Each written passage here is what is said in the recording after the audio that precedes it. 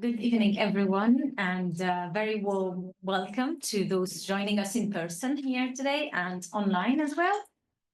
Thank you for being here for what promises to be a timely and important conversation on women's work in the MENA region and South Asia. I'm absolutely delighted to be here at the LSE moderating this event. It's a topic that not only matters deeply in policy circles, but also holds personal significance for me. My name is Emeritus, and I'm an associate professor of economics at Cairo University and a visiting fellow at the LSE Middle East Center. I'm also a research fellow with the Economic Research Forum in Cairo. Much of my work focuses on labor market, social protection, and gender dynamics in the Middle East and North Africa. It's a real pleasure to be here at the LSE, bringing together two leading voices in the field for this important conversation. Before we begin, just a few quick housekeeping notes. This event will be recorded and we will be taking photos. We will have around 45 minutes of conversation, followed by audience Q&A. So please hold your questions until then. For online participants, please put your questions in the Q&A box, not the chat box. We will not be monitoring the chat box. I'm especially honored to be joined by two scholars without whom this conversation, quite literally, wouldn't be possible. First, Professor Naila Kabeer, whose pioneering work on gender, labor markets, and social protection has fundamentally shaped how we think about economic development and empowerment. Professor Naila Kabeer is Professor Emeritus at the Department of International Development and on the faculty of the International Inequalities Institute at the London School of Economics. She has extensive experience in research, teaching, and advisory work in the interrelated fields of gender, poverty, social exclusion, livelihoods, and citizenship, with a focus on South Asia. She has worked with various multilateral organizations, bilateral donors, practitioners over the years. She has been on the board of various journals, which currently include Feminist Economics, Gender and Development and Change. She is also on the board of the United Nations Research in Social Development, the United Nations University, International Institute for Global Health, and a member of UN Women Leaders Network. Her first book, Reversed Realities, Gender Hierarchies in Development Thought, celebrated its 30th anniversary last year here at the LSE. And her latest publication, which I encourage you all to read, is Renegotiating Patriarchy, Gender Agency, and the Bangladesh Paradox, was published in 2024 by LSE Press and is available open access. So you can pretty much read it. I would like to add that it wouldn't be an exaggeration to say that Naila's work has fundamentally shaped how we think about women empowerment and agency. Her ideas have pushed this field forward in ways that continue to resonate in both the global South and North. I am thrilled now to welcome Professor Ragui Assaad, who led the foundation for much of what we know today about labor markets in the MENA region.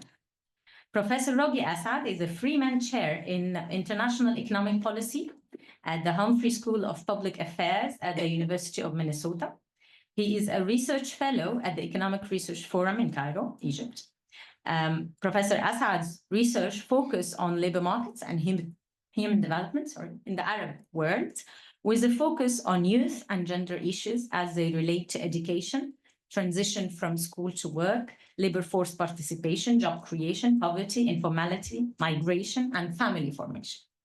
Over the past 27 years, he has led the design and the implementation of the Economic Research Forum's Labor Market Panel Survey, a series of nationally representative longitudinal surveys of labor market conditions in Arab countries, all of which are currently available as public use microsamples from the ERF data portal and public goods, important public goods. From my side, I want to add that his vision and leadership were instrumental in establishing the labor market panel surveys. nationally representative data sets that have transformed our ability to understand employment dynamics over time. I should also add that I'm proud to count myself among his mentees. His guidance has been instrumental in shaping my own thinking and career. With two such foundational thinkers in the room, I'm really looking forward to the insights we'll explore today. So let's begin.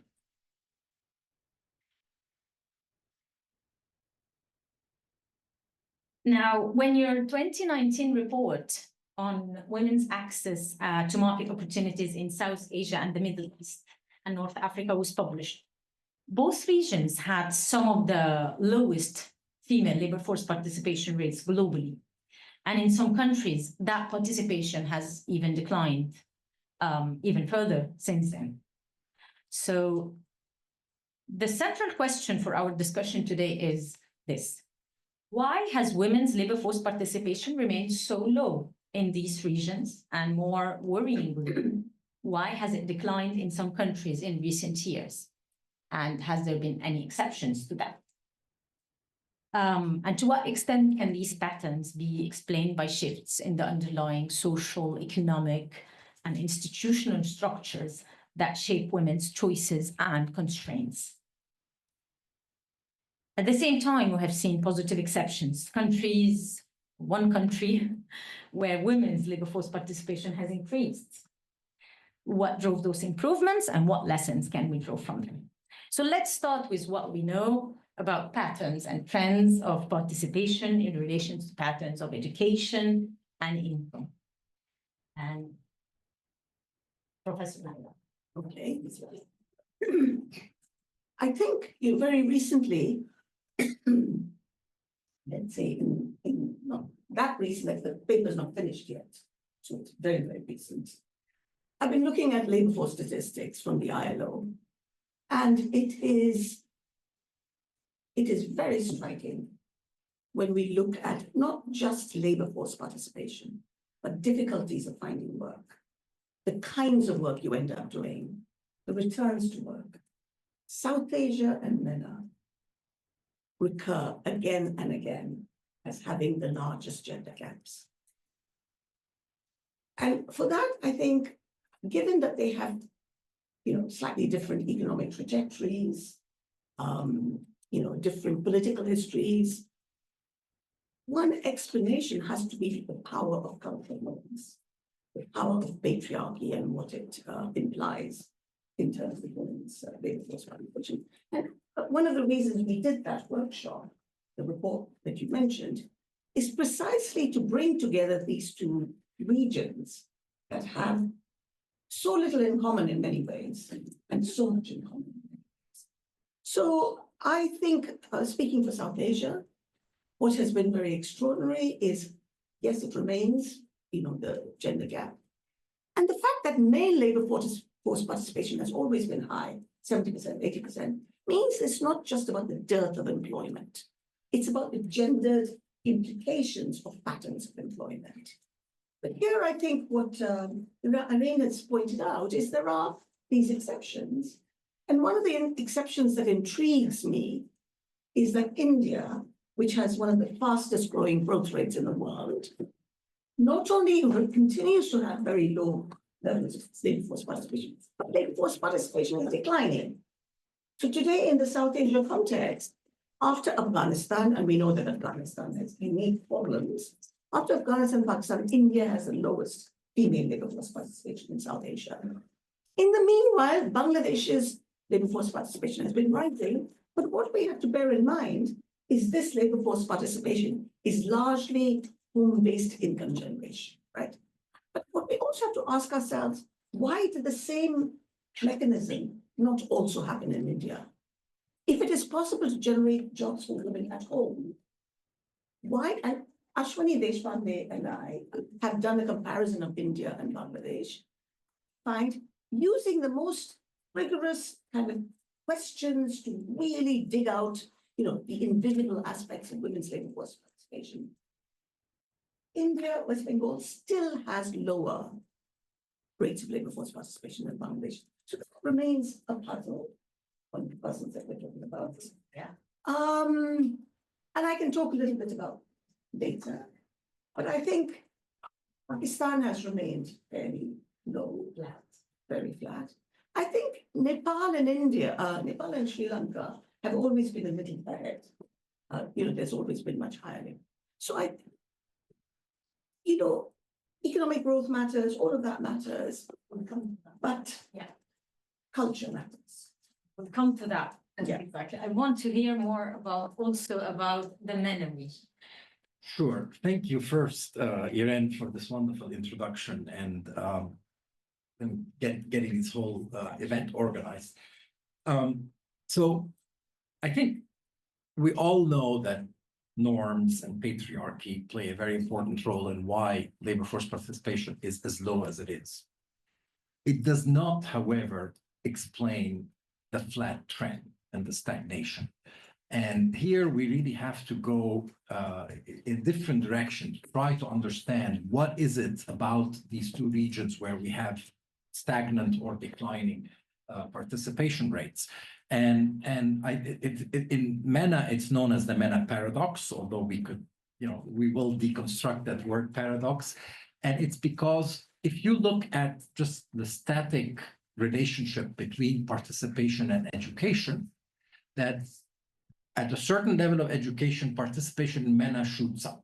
So once you reach secondary education and higher, women participate at much higher rates on a static cross-sectional point of view. And that's been a pattern that's been quite durable.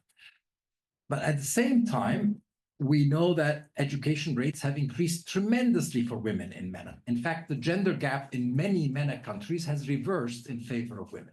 And so women are getting university degrees at much higher rates than men. And so you'd expect, given that relationship, positive relationship between education and participation, and the very rapid rise of education, that participation would have gone up.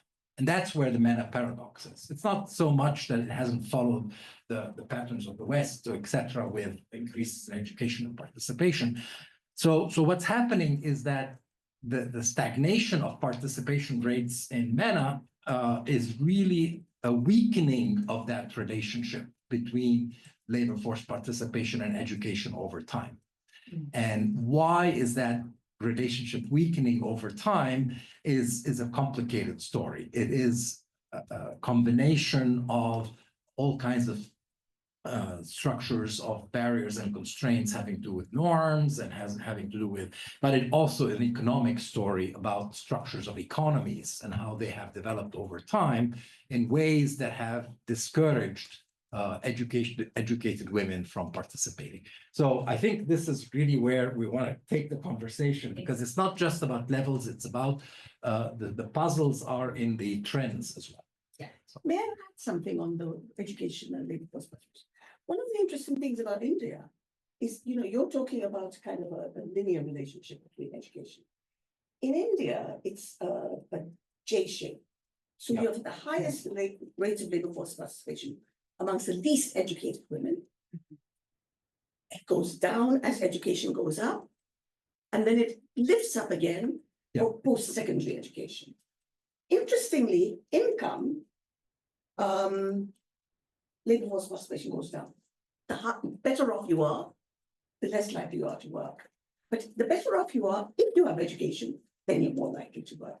So the income per capita monthly expenditure and education levels go in slightly different directions. Yeah, actually, in MENA, the relationship is not quite linear. It's a sort of there isn't that big increase in participation at low levels of education that there is in India. So it's kind of flat and then moves up at a given threshold of education. And partly, why isn't there that kind of rise in participation at low levels of education, which is, the sort of U-shaped curve of participation, which has taken a lot of attention. And we can talk about that, but it might be a measurement issue, but it also might be a real substance.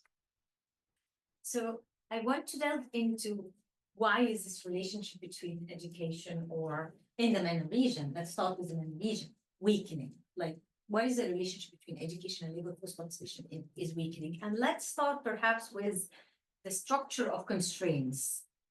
Can we talk about social norms, for example, or Well, we start with the economics structure? so to answer the question of why is that specific relationship weakening, I don't think norms are changing. So they're not going to explain the trend. Norms, in fact, are stagnant, if not improving in some sense. So you have to look at explanations elsewhere, and I look at economic structure. And in fact, the very simple explanation, and we can complicate it later, is the role of the public sector, right? Educated women work in the public sector at quite high rates, and public sector doesn't discriminate by gender in terms of hiring. And as the role of the public sector has been declining in MENA because of neoliberal reforms, the educated women are simply not as welcome in the private sector, and they do not value private sector jobs as much.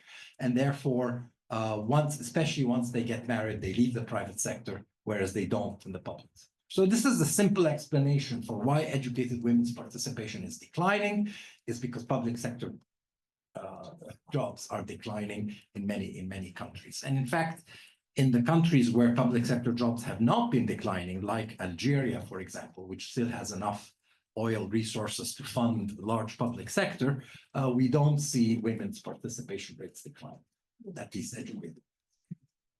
So that's it. We can come back to the more complicated story. There is a part for the story why the private sector isn't attractive that I would like to delve in. But going back to Professor Naila, what explains this relationship between education, labor force participation and education versus the labor force and income?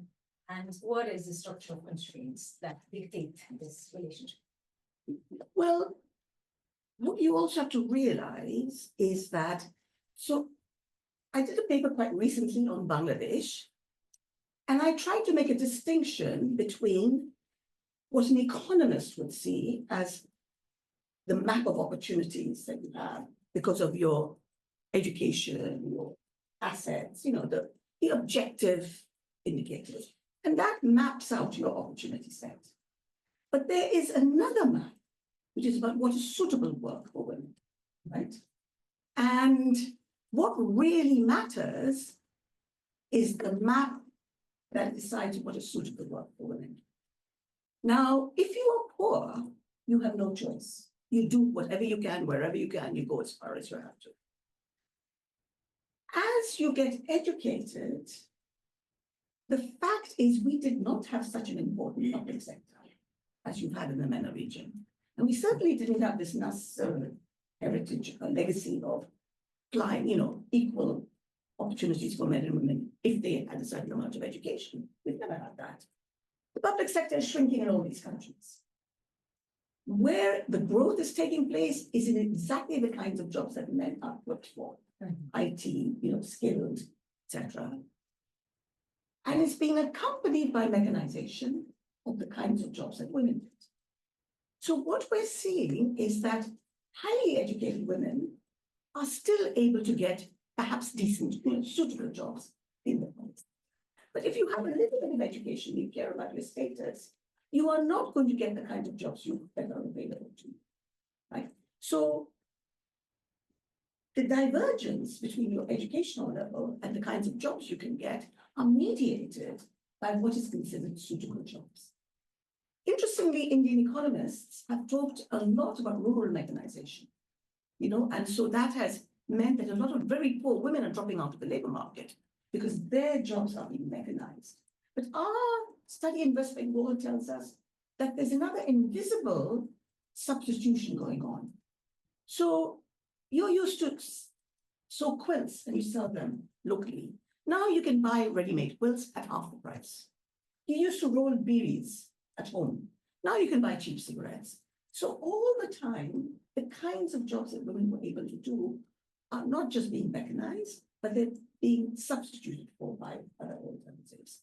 So what we're seeing is if the jobs that are being generated are not jobs for which women can compete, they will stay at home.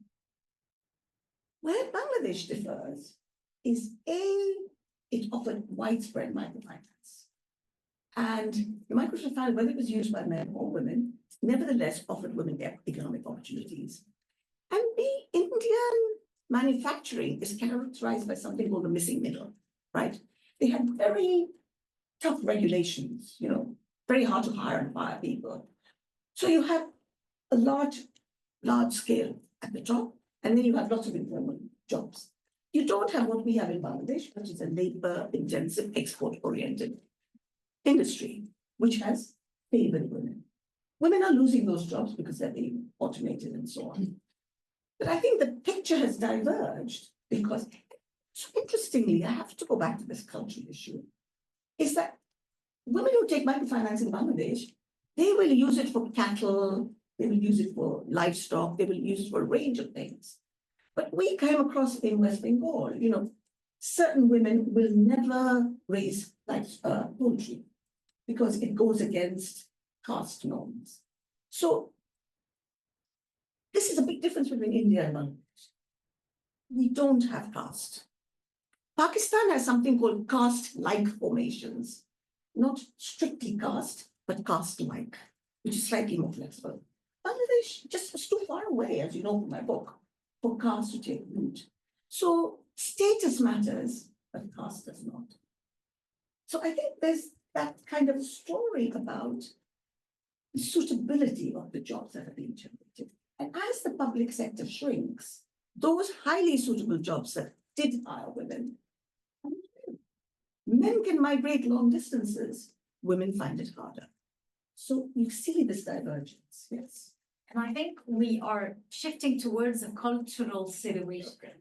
So there's economics there as well. economics, It's just the pattern of growth in these countries. patterns of growth and how it fits with the suitability of jobs, with what is acceptable, perhaps. But I would like to hear from. Yeah, I think we need to deal with the norms. It's kind of the elephant in the room, and how do norms shape whether or not women work, but more importantly, what kind of work women do, the suitability idea. So which are the norms that really matter? Well, the first is the norms about what is the gender division of labor in society. How do you define masculinity, femininity, and what men do versus what women do?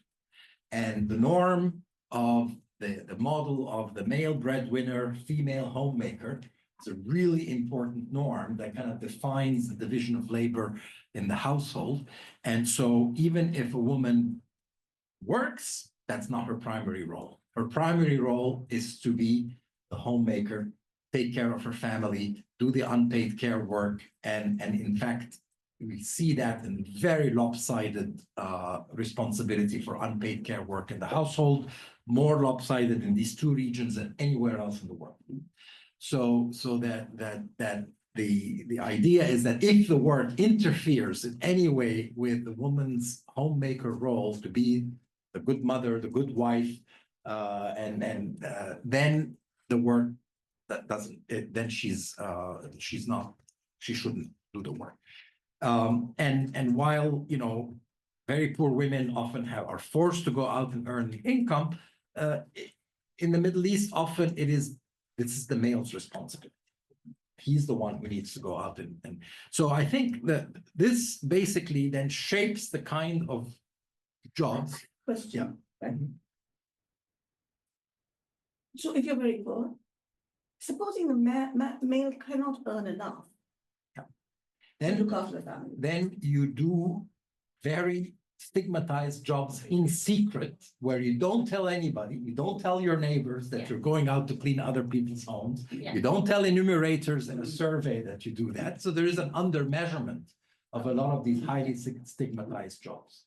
And so this is kind of where there's some measurement issues there. But so that's one. And therefore, it really is very binding for married women and not as binding for unmarried women because they don't yet have that responsibility for unpaid. I just want perhaps to delve in on this point of unpaid care work. Can you give us some estimates, figures. Can you talk to us about what is the state of the MENA region in that regard? Do we know much about this? Well, the data is not great, but we have had in recent years improvement in the way we measure unpaid care work through time use surveys, as opposed to kind of retrospective questions that cover that ask specifically about unpaid care work. And what we're seeing is that the burdens are very high. So it's like a 6-to-1 ratio of hours for women compared to men. Women spend a good 4 to 4, and married women, 4.5 to 5 hours in unpaid care work. Most of it is in indirect unpaid care work, meaning cooking, cleaning, buying, and not direct caregiving of children and elderly. Present part in the Very much so, and kind of the expectation that the meal will be cooked before the husband comes home. And in fact, we see that the biggest decline in participation that happens in the private sector is not at first childbearing. It is at marriage. in anticipation. In anticipation of the increased responsibility for unpaid care work. And so and then the other thing is that it seems that this unpaid care work quantum is very fixed, very inelastic. So when women work, the number of hours in unpaid care work does not go down by very much. And so it has to do with marital status rather than employment status. So the double burden is very, very real, and we see it. Married women who are employed are working the longest hour by far than any other group. However, they're not working as long hours in paid work as their male counterparts because they can't. And so they select themselves out of jobs that require very large number of hours, and those happen to be private sector jobs. So private sector, still employers demand 48-hour weeks, right? 6 days a week, 8 hours a day are standard. And women are simply, married women are not able to accommodate that. So they drop out of the workforce at marriage in the private sector. And so I think, so that norm is really, really huge. And it's so jobs that can accommodate that norm and the primacy of the homemaker role can be done, and public sector jobs can, right? Because the hours are lower and they're able to more reconcile between their unpaid care responsibilities and their work. The second big norm is about the one we know very well, about women's modesty and sexual safety, right? That basically women in the public space are exposed to risks to their reputational and sexual safety, and that any job that would jeopardize their risk for their reputation and sexual safety is one that should be avoided. And therefore, many jobs that require exposure to the public space, like construction work, even agricultural work outside the home, work that is not in a sheltered environment, work in a very small establishments in which there's a male owner who is where there are not other women around to protect you. So women prefer large workplaces with a lot of other women around. So this affects unmarried women even more because the risk to reputational safety is compromised.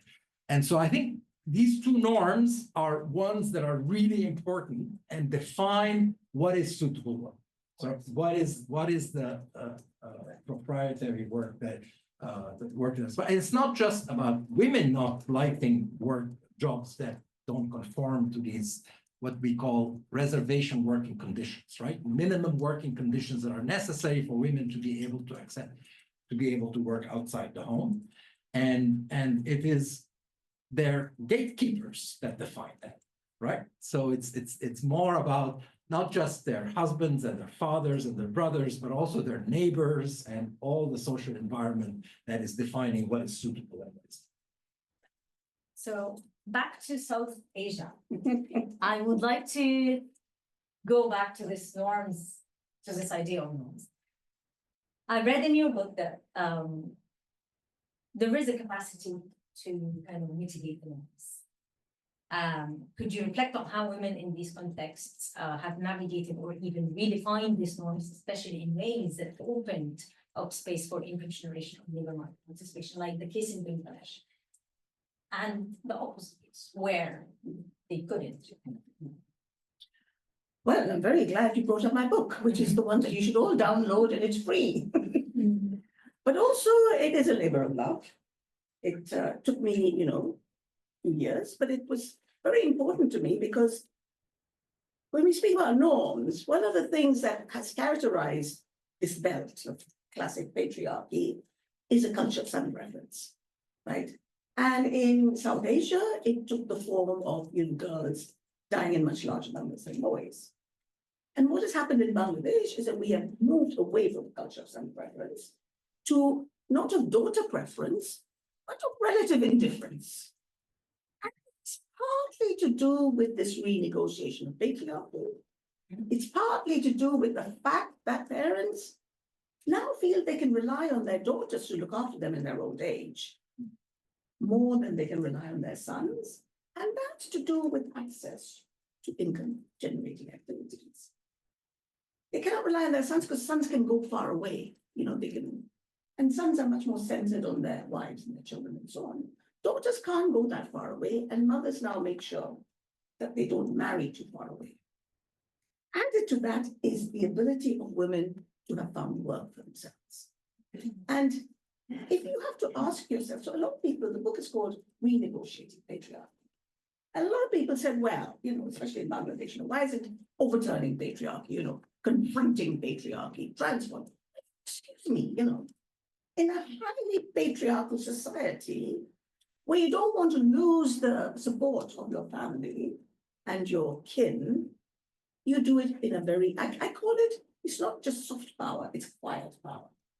You renegotiate, and how do you negotiate? Ways of finding your way into money, into income. You do it by taking the cultural norms that are constraining you and flipping them, right? So you get the concept of a dutiful mother is not one who stays at home and just looks after children. A dutiful mother helps her husband to earn enough income so that their children and their daughters will have a better future. A dutiful daughter says, just because my father didn't have sons doesn't mean that we have to go hungry. I will be the son. So a dutiful daughter takes on the role of a son. So you see these women are negotiating within the norms, but they're expanding the boundaries of the norms in ways that were not possible before. One other thing about India and Bangladesh. In India, poor women from the lowest caste and indigenous castes have always worked, right? So there was no, that's all. But in Bangladesh, poor women didn't used to work. So they did have to find their way without jeopardizing too much. And you were talking about women hiding. Well, there are stories in the 70s when women did harvesting work, even on their own family plots. They did it at midnight when no one could see them, and they lied about what they did. So there was a lot of concealment going on. So I would say these weapons of the weak were very important in allowing women to renegotiate norms. But as a result, Bangladesh's labor force participation, bearing in mind its largely home-based, is actually quite high. I'll just give you the statistics, which I looked up before you arrived. If I can find the right place. So for South Asia, India is 32%. In fact, it may be lower in parts of India for women and 77% for men. And in Bangladesh, it's 42% for women and 81% for men. That 42, I keep reminding you, is a lot of it is home-based income generation. But when you talk to women about whether they are doing unpaid family labor, on their husband's farm or enterprise, or they have a little plot of land, they want to look after their little plot of land, look after their goats and whatever, because that money stays with them. So India, it has been harder for them to negotiate their way into better jobs. Why so? Well, I think a lot of it is bound up with the way that kinship structures work in India. Kinship structures are closely bound up with caste. And in Bangladesh, we adopted dowry, which is not a Muslim thing, back in the 50s or 60s, which was a Hindu practice. And we are sort of slightly abandoning dowry now. So Bangladesh kinship structures. In India, you have the caste system, which is called marital hypergamy. Women must marry men from a higher status. In Bangladesh in the 50s and 60s, you married men on an equal status. Now you can marry men of a higher status, lower status, equal status. So there's a kind of flexibility about Islam and religion in Bangladesh, which you don't see that much in India. So it has allowed, and I think I write in the book about why is Islam look like it does in Bangladesh and not Pakistan. What is the difference between these two? Does it have to do with, is there any relationship with institutions? I want to jump on the third point of of the structural constraints, institutional constraints. So we have talked about economic constraints. We have talked about cultural constraints. What to do with institutional constraints? Perhaps the answer lies in the institutions between Bangladesh and India. What do you mean by that? Well, I mean, laws and regulations. Laws, Yeah, regulation, yeah, inheritance yeah, laws. yeah. Is there an environment of institutional that support the increase of labor force participation, the women's labor force participation, or vice versa? Perhaps we'll go back to the MENA. I'm going back between the MENA and South Asia, but then. No, I mean, there's no question that institutions that discriminate along gender lines are an extremely important part of the story. Inheritance laws that treat men and women differently. The laws about marriage and divorce that treat men and women differently and their ability to negotiate post-marriage.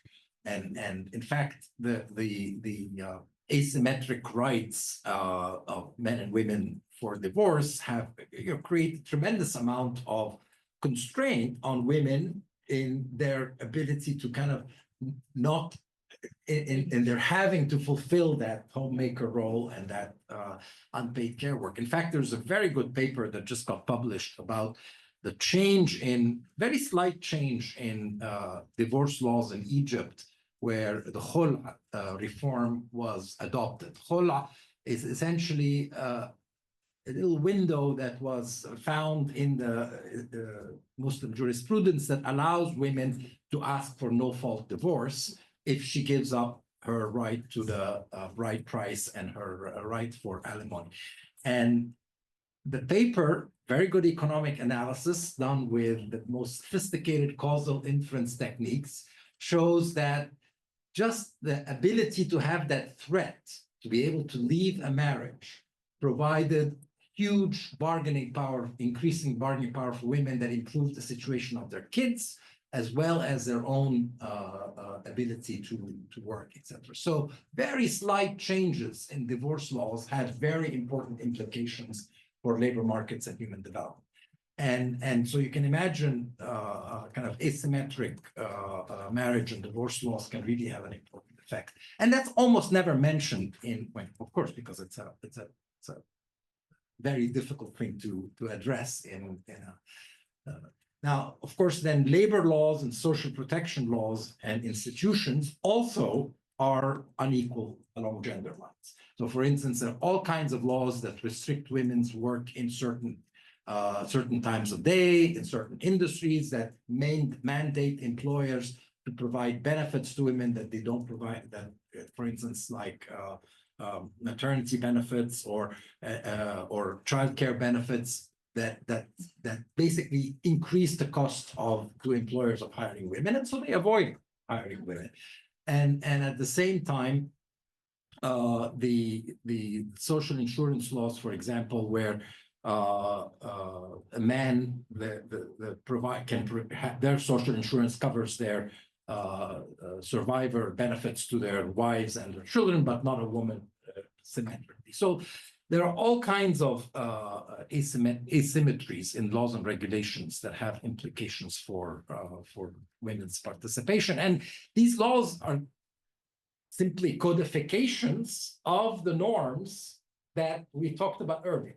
So in fact, it's the norms being codified in law that makes them that makes the laws unequal. Correct. And I can jump in that I was once analyzing the labor law of Egypt, and the chapter for leaves, for family leaves, is called leaves for working mothers. It's not leaves for working parents. It's leave for work, as if leaves are only the responsibility and the duty of working mothers. Back to South Asia, I would like to hear about if you think institutions like inheritance laws, practices, marriage and divorce laws, labor and social insurance regulation or social protection have to do with the ability to renegotiate. Well, one of the big differences between MENA and South Asia is 90% of the labor force in South Asia, male and female, is informal. So what you're talking about doesn't apply. It only applies to about 10% of the thing. So in South Asia, we are talking informal. Right? Yeah. Now, the other difference between India and Bangladesh is that Islam allows women as daughters and as wives to inherit some land. Hinduism does not. Now, the Indian state passed the Hindu succession bill, which allowed women to inherit, but the norms get in the way.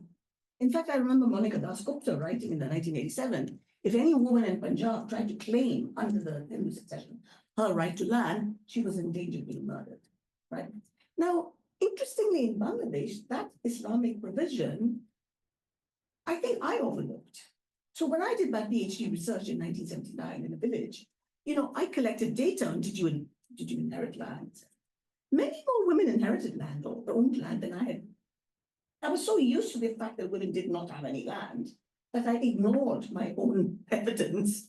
And since then, we are finding husbands putting pressure on women to claim their land. The problem is the systemic nature of patriarchy means that when a woman gets married, she leaves her father's house and she goes to her husband's house. So her ability to cultivate that land, she may be able to claim some harvest. But these laws matter. These laws matter. One place it has mattered, and it's not directly linked to labor force participation, is the age of marriage. That, you had the age of marriage at 18. And at some stage, the Hasina government lowered it for exceptional cases. And what that meant is young girls who were being married off against their will had no law to turn to. So having the law there, and that is why I think the women's movement in Bangladesh has fought very hard for laws around violence, laws around harassment, because even if they're not implemented. Now, an interesting thing in Bangladesh is that people give a lot of credence to government. We've had lousy governments year after year, regime after regime. But somehow, if the government says so, it carries weight. So when the NGOs started working in Bangladesh and mobilizing women, they partnered with government. Government benefited because NGOs had outreach to, people they couldn't reach. NGOs benefited because they got the status, status of government. So I think these laws matter. And we don't have, I think in that report, some of the most peculiar laws about women's work came from the MENA region. You can't work with metal, you can't do this, you can't do that. All of it trying to protect women's reproductive capacity, but actually protecting them, blocking them from work. So I think institutions matter, discourse matters. And I think when important people say the right things, whether they mean it or not, it filters down. So one bit that got cut out of my book with the word count was in the same village. Everybody agreed that women's agency had increased. Everybody agreed. What they disagreed about is, was it a good thing or a bad thing? And their attribution again and again was the government has said girls and boys are equal, the government. So I don't know if it works everywhere, but the laws matter, but what people say, important people say, that matters as well. I want to add to this discourse story. When we did this report in 2019, I couldn't think of any of the governments in the MENA region who had a discourse in favor of women's increase women's participation in the workforce. It was not something that governments were calling for. Today, a very different story. You can't go to a government in the region without them putting as a strategic goal to dramatically increase. In fact, Saudi Arabia started it by saying, we're going to raise it to 35%, and they apparently have done it. I haven't seen the data, but and then now Egypt follows, putting it in 40% is very high. 35%.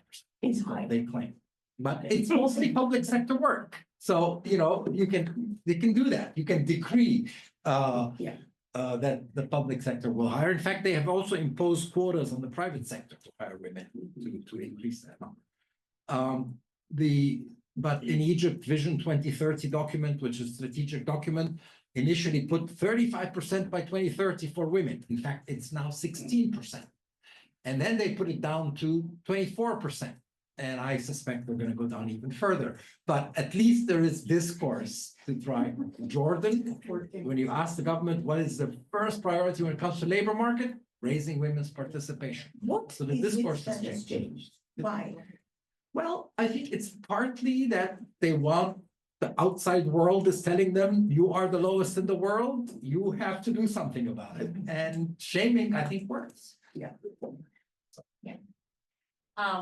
So we can go for hours and hours talking about women's labor force participation. I still have some questions about policies and way forward and what we can do, and if there is anything that we learned that we can apply for the MENA region. But I think we have a very robust strategy now. Fixed patterns of growth, try to renegotiate patriarchy norms through institutional change and discourse, better discourse. So perhaps I have to take some questions from online and open the floor for more Q&A. And if we have some bit of time, we can talk about any lessons learned. Thank you very much for a really interesting discussion. I think it would be interesting also to open it up in the avenue, not just of kind of rule of law and de jure versus de facto kind of ways of thinking about things, but also adding in the wrinkle of citizenship, the transmission of citizenship, and then the refugee crises that are, serial within the region. Because a lot of the work I've done with Syrian refugees in Jordan suggests that women take on a much more prominent role as breadwinners, partially because the husbands are the ones, going across the Mediterranean, trying to get to Europe. So there's this, absence of the male who is, no longer in the household to contribute to the labor equation. So it'd be interesting to hear about those kinds of challenges in both South Asia and MENA. And if you can present yourself. Thank you very much for this interesting discussion. My name is Naila. I'm a researcher at the Middle East Center. I'm gonna take you back, please, Dr. Ragui, to the last point when you mentioned this increasing interest in the discourse around women's rights and workforce and other set of women rights. It's quite disappointing that this is more influenced by international organizations or international pressure rather than by social pressure or social movements or by women themselves. Do you think there is any influence for women organizations, local women organizations, or other civil society organizations, or it's just manufactured by the state for kind of political agendas? Thank you. Perhaps would like to jump. I have very little to say about the migrants. I mean, we've had Rohingyas in Bangladesh for a very long time. But what all of that means, I don't know, except that they are completely cordoned off. And with the cutting of USAID, I think the situation has deteriorated. I'm wondering what data you're looking at, because the data we have about Syrian women, refugee women, shows that they have even lower participation rates than Jordanian women, very low, like 4%. Now, they may be doing all kinds of this kind of hidden type of work that is not reported in surveys because they need to survive. And often because their male partners are not around for a variety of reasons. But in terms of the statistics, they're really excluded from kind of any kind of labor force work. And some of it may be petty business and small self-employment type of work, but that's not detectable in the numbers. So I think, but clearly you're right that we've done some work in the Sudan where we could see that women among refugees and IDPs have a higher rate of employment because, again, the absence of a male breadwinner in the household forces her to go out and do this kind of work. So anyway, at least that's, I think it's an open question whether the structures of opportunity are really open for these women to try and fulfill the need for livelihood. Now, in terms of where the impetus is coming for this discourse, the reality is that a lot of young women seem to be withdrawing increasingly from market and labor force work because they don't see that it used to be the public sector that would attract them and provide a structure of opportunity. And as that disappears, it used to be that we saw them working before marriage and then leaving at marriage. Now they're not even doing that. The most recent data is showing that young women are not entering at all into employment, and especially among university graduates who have, as they see in that public sector. So have I seen, women's movements really clamoring about opening up employment opportunities? Not really. Maybe Tunisia may be the only case that I can point to in the region where there is a very active women's movement and protecting women's rights in various spheres. And there's a history of kind of greater gender equality in the institutions in Tunisia that women are trying to hold on to. But I'm not seeing a similar sort of movement. I mean, there was a movement in Saudi Arabia for women to drive, for example, which may have opened up some opportunity. I think there is evidence that ability to have mobility by driving has opened up possibilities for work for women in Saudi Arabia. So I think that evidence is mixed on to what extent that it's the government desire to see women's participation increase is coming from within, pressure from within, or from outside pressure. But at least the discourse has changed, and I find that a good positive thing. Now, I do want to come back to the idea of policies, and because I have one pet peeve is that when the government decided to just reduce employment in the public sector in its kind of very long run, and it was based on discourse that there's bloated public sectors, too many. But what they've done is that they have dismantled a very important part of the economy, which is a care economy. The care economy is education, health, and social care. These are extremely important for women. I talk about that as providing the triple dividend. Triple dividend being first, you support the next generation of human development through education, childcare, early childhood development, and health.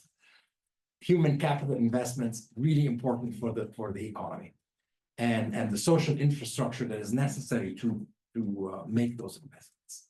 Second, you support women's in reducing their unpaid care work burden by producing better schools, better education. Women spend a lot of time trying to make up for bad schools, and improve childcare, improve social care for the elderly.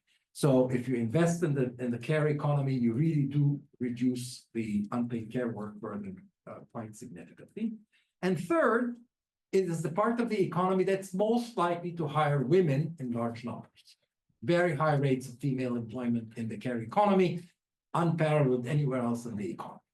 And so I think the triple dividend is really important. Now, when you see that governments are investing a great deal, but in bridges and infrastructure, and not in social infrastructure. And I think one policy approach is to shift that thinking away from investing in concrete to investing in people. And I think that has a huge difference. Investing in concrete is a low-hanging fruit. Well, while investing in the care economy, which will bear fruits, and the three dividends, this is my key takeaway message today, the triple dividends actually, takes long. So there is a question online. There are two questions online. One for Professor Naila Kabeer with regards to religion and its impact on women's labor force participation. Why Pakistan and Bangladesh societies have such different attitudes to women's place in society and the economy. And there is a question for Professor Assaad. When you mentioned the high rate of women's employment in the public sector in Algeria, now youth unemployment generally has remained a challenge in Algeria. There is desire from different sides to tackle this and diversify the economy, particularly through new investment in startups and entrepreneurship. Do you have any insights as to women's inclusion in new financing or entrepreneurship in Algeria or elsewhere in the region? So we'll start with the different attitudes between. Well, one thing we have to all realize is that all religions, and Islam, because it has a global outreach, take different forms everywhere. There is no uniformity of Islam unless someone comes and tries to impose it. So Islam came to our part of the world through the Northwest, which is Pakistan, and through groups of people that, Moors and Afghans, etc., that brought with them a particular form of Islam and a society that was organized around feudal lines. Bangladesh, way over the other side of the subcontinent, was initially, proselytization took place through preachers, who came and who wanted to preach Islam and did their best to adapt Islamic imagery to local values. And the Islam in Bangladesh was a reaction to Brahminical superiority. So we were incorporated into the Brahminical caste system as the lowest of the low. Islam promised equality. But because there have been so many different kinds of religions in Bangladesh, and Bengalis embraced every religion that was anti-Brahminical, so we have a very hybrid form. Whereas I think Pakistan, I always think the closer you are to Mecca, the more orthodox is your Islam. Okay. And I think now we are seeing an attempt to bring Wahhabi Islam into Bangladesh, which I think of as a far more intolerant and far more orthodox form. They want to ban Sufism, they want to ban shrines, they want to ban Ahmadiyyas and so on. So we're in a state of flux now. But the history of Islam in Bangladesh has always been quite tolerant. Going to the Algeria. Yes. So in fact, I have a little theory that the more public sector employment you have, the higher the youth unemployment you have. And that is because you give a reason for young people to queue for these formal sector jobs, which are usually rationed and not available right away. And so there is this long lines that develop for public sector jobs. And in fact, the more, I have a paper on Algeria that basically argues the more you spend on active labor market policies, ways to help people get into the public sector, into that economy, the higher the unemployment rate, not the lower. So that's just the fallacy that public sector jobs reduce unemployment. In fact, in Egypt, the reason unemployment rates decline dramatically among youth is because there are no public sector jobs to be had. So there's nothing to queue for. And you just enter the informal economy and find whatever you can find. Now, on entrepreneurship, I don't have any information about Algeria, but I do have information about in the Egyptian situation. One of the fastest growing forms of employment for women is self-employment. And it is because self-employment allows women to adjust the hours, to have flexibility, to be able to, and they're using increasingly digital technology to market their products. But in fact, one of the fastest growing parts of the self-employment economy is teaching, is education. And it's because there is demand on the part of private households to make up for the deficiency of the education system for private tutoring, and women are able to do that in a very flexible way. So there is stuff going on in the entrepreneurial economy for women, not so much the kind of startups and, but I do think there is promise in remote work and in digital kind of services and remote work, because it gives women that flexibility of being able to work from home and have flexible work days. Education is a care economy sector. So exactly the case of the triple dividend. There is a question, perhaps for you both, about entrepreneurship, but let me go to the floor because there have been two questions here. Okay, thank you very much for this very fascinating discussion. So I had, sorry, I remember my question. So I had the first question I had in mind was about the norms, essentially the norms idea, and I have a view that essentially norms themselves are changing, and actually they are changing by humans, by human agents. So there are humans who actually create norms, and they create them often in response to economic incentives, say material, like changes in their material conditions. And specifically, I was thinking like one example is economic necessity, essentially, like when you like in times of economic crises, or when you have like very high levels of unemployment or high levels of inflation and so on, then you find these norms about this division, this rigid division of labor between men and women, they kind of relax it, right? They say it's okay, so women now can work and so on. So the norms themselves can change in this particular way. Another example that is more like maybe related to this Pakistan versus Bangladesh contrast is essentially the idea of Quranic Islam versus Wahhabi Islam or Hadith Islam, which is prevalent in Pakistan, and then the idea that actually you see now what is happening in Saudi Arabia. So they are changing the norm, like the top down and everything, but they are actually changing. Now we may agree or disagree that may work. I think some of it may work. It's like factually what is happening. So what are your thoughts on this? That norms as essentially an outcome of economics rather than just the fixed factor that shapes female labor force participation. And then my second point was about technology, mechanization. And Professor Naila mentioned examples of mechanization that are actually replacing jobs that are suitable for women.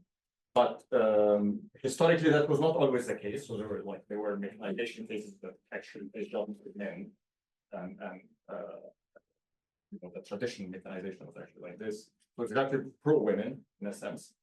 But I was thinking more about the current automation, the work from home structures and technologies, and this may even increase female labor force participation, I assume, because now they can work as freelancers, work at home remotely, and that should even relax this norm even further. Are there any questions from the floor? I mean, yeah. Actually, can you please introduce yourself? Oh, my name is Mari Gangastini. I'm from Development Pathways Consultancy. I'm an economist by training, which explains. I mean, my question was pretty much implicitly covered by your points and what was here before. Like, I mean, obviously, I'm all for women's rights, and I'm concerned about those. But I mean, honestly, do the governments not care about economic growth? I mean, I guess that one of the main arguments for like relaxing these constraints would be that it could like unleash a massive economic growth, by using the untapped resource and sort of dividing the work more efficiently. And I also think that if there was a burgeoning private sector that just needs labor, they would find a way around all these things little by little, then relaxing the norms. So I mean, I totally agree with you that norms are there because one time in history they made sense, and when they don't make sense anymore, then somehow they tend to change, I think, everywhere. Thanks. What do you think? So I totally agree. I think norms are malleable and they are very much subject to economic forces. But I just happen to believe that pull forces are much more powerful than push forces. And it's the structure of the economy that creates opportunities for women that are more likely to change the norms than the push factors of kind of the necessity and forcing women into jobs they really don't want to do and that their families and neighbors don't want them to do. So I think part of the story in Bangladesh is, I'm surprised that Naila didn't mention it, but it's the growth of the garment industry. Right, and yeah, you didn't, and that produced a huge opportunity structure for women to enter into the formal economy and to work.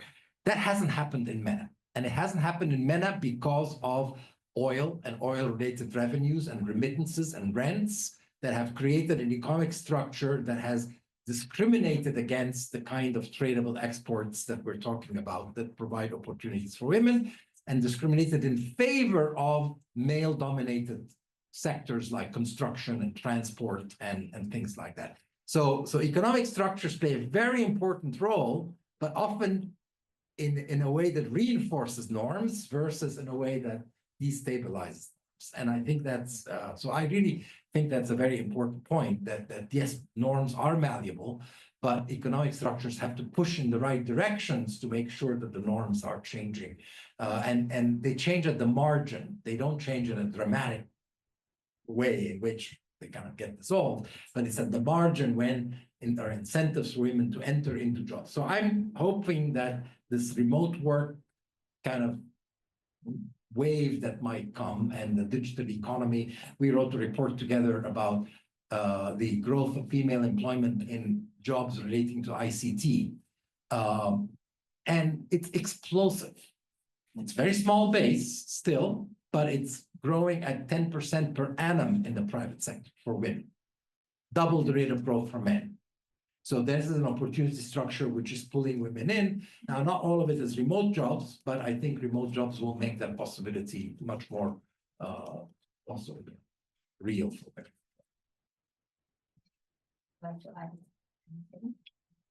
Well, no, I agree with Ragui. I think, but I would say that norms are far more resilient than you seem to believe. And I think at the margins is the correct phrase. There is, and that's why it's about renegotiation. So in the book I've written, I've said there have been two drivers for changing, for helping renegotiate. One is poverty. And actually, I didn't hear much about poverty from Egypt. Poverty is the overriding factor that dissolves a lot of constraints. But if you do something because you are driven to it by poverty, the moment you're better off, you're going to go back, right? If you do something because it's an opportunity, the likelihood is you will hold on. There are 2 points on which I think I want to take up your points. One is so far, and I must say I did this review 8, 9 years ago, and the facts might have changed. But so far, the evidence of the causality, the causal mechanisms whereby gender equality in employment and in education translates into economic growth is via what Stephen Klassen calls the family, or what I call the family mediated route. In other words, women are much more likely to use the money in education to invest their children, so there's a lag when that grows. If women are earning less than men in every bloody job, what's the point of equalizing employment unless things go up? And here, the thing that holds women back from getting better remuneration is the unpaid care economy. And that remains. And Ragui gave some statistics. Well, you know, women work 3 times more than men on average in the world, twice as much in Europe. I think it goes up to like 10, 11 times more in other parts of the world. You are expecting these women to compete for growth with one hand tied behind their backs. So I don't buy into, I think they do contribute to growth, but through fulfilling their, maternal, whatever. Not because you have allowed them to realize their full potential in the labor market, not because of being able to earn as much as men in the labor market. And my second point about the resilience of norms is that there's an article by Raquel Fernandez, and she looks at migrants in the United States, and she finds that different groups of migrants, their fertility behavior and female labor force participation behavior remains the same 2 generations on as what prevailed when their parents 2 generations ago migrated. So if you come from a culture that you have very low, high fertility, low labor force participation, it continues. Yes. If you look at South Asians and East Asians in Norway, Canada, etc., they continue to abort the girl child, right? That some preference, they carry it with them. So norms, you know, the economic structures that led to those norms no longer exist in Canada and Norway, but the cultures remain. There's something quite powerful about certain kinds of cultures. I think others are much more, you know, when religion and culture become one, they're much more powerful. So if you like, the caste system is upheld by religion. It's not just a social organization, it's by religion. So I would say even culture itself is a variable factor, the extent to which it lends itself to change. You know, people ask me about Bangladesh and why it's not about overturning patriarchy. Because the power structures are too strong. What you can do is just maneuver, and I think it's called room for maneuver. You try and get more room for maneuver, and that might take you a considerable way. Thank you so much for the powerful answers. I personally have learned a lot, and I have a lot of food for thought. And I learned about my key takeaway would be the triple dividend of the care economy. My key takeaway from South Asia is that patriarchy can be renegotiated. And I invite you all to read the comprehensive report, the one that was published in 2019 on exactly women and work in the MENA and South Asia regions, puzzles, paradoxes. I also invite you to read Professor Kabeer's book about renegotiating patriarchy, as she challenged this concept of paradox, which we need another sequel talk to discuss. We had a couple of questions online as well, which I'm going to respond to because most of their answers lie in this 2019 report. Very comprehensive. Again, please read it, cite it. And well, thank you so much for your participation. Thank you, Professor Assaad. Thank you, Professor Kabeer. It was really an honor and a pleasure to be moderating this excellent talk. Thank you so much.